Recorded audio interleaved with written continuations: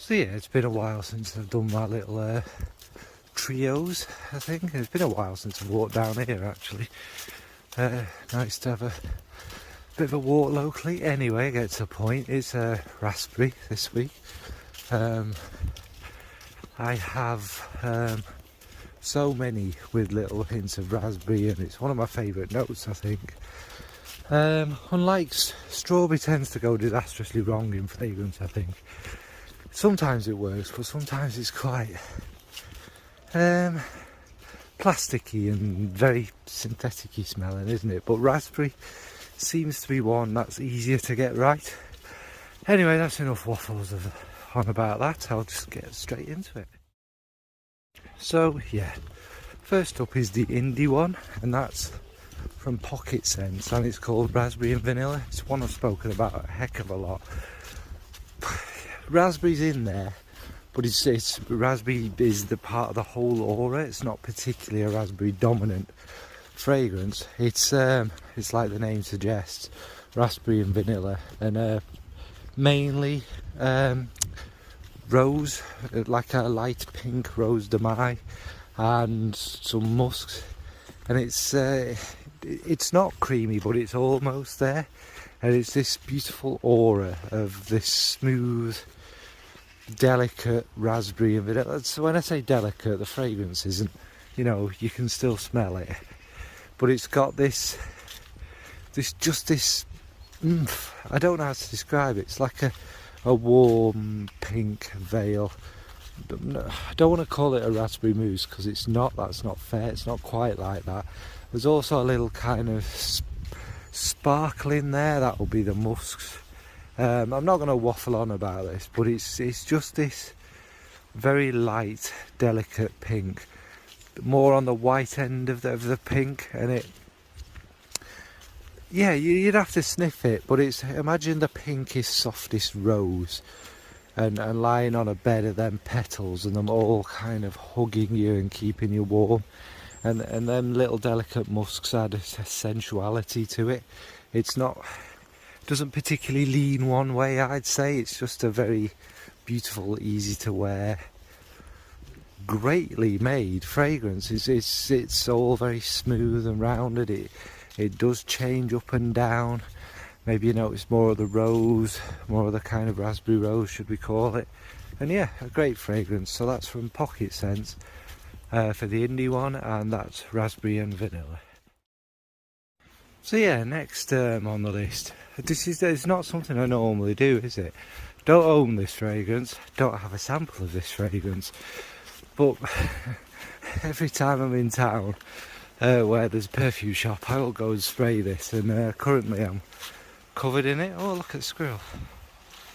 See it?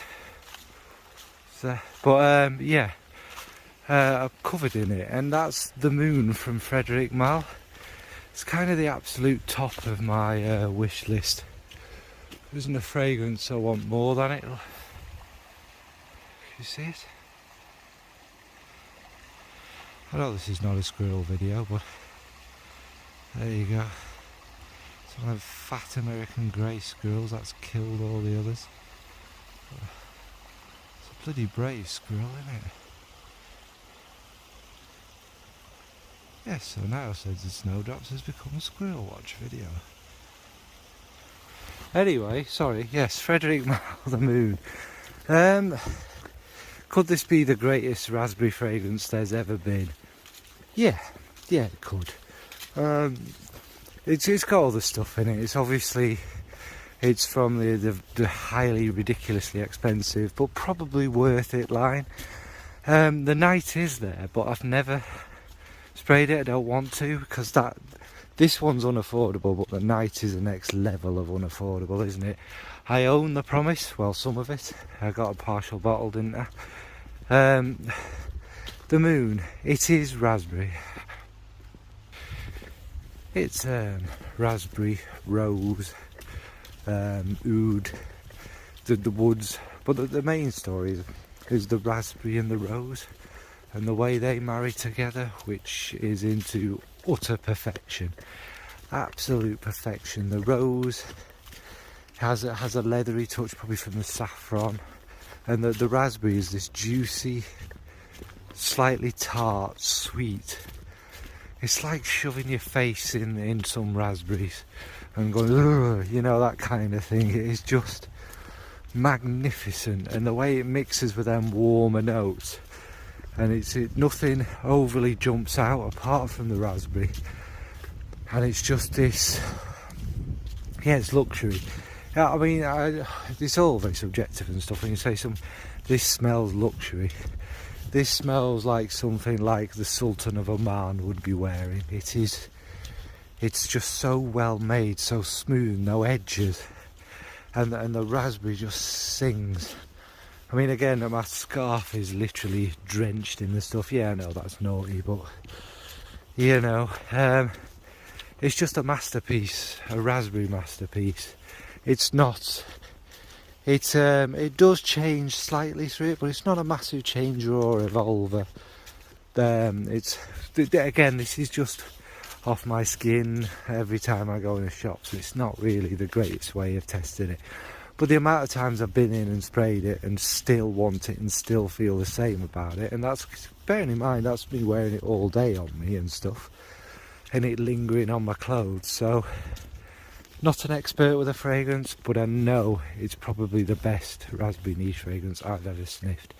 So that is The Moon from Frederic Malle. And finally, the designer raspberry. Again, there's so many to pick from, isn't there? Some are really not done very well. I mean, I know everyone's going to fall off the seat. I haven't picked Angel Nova from Mugler for this one. Don't know why. That's kind of an example of how disastrous, how bad, how synthetic, how ridiculously a raspberry can go.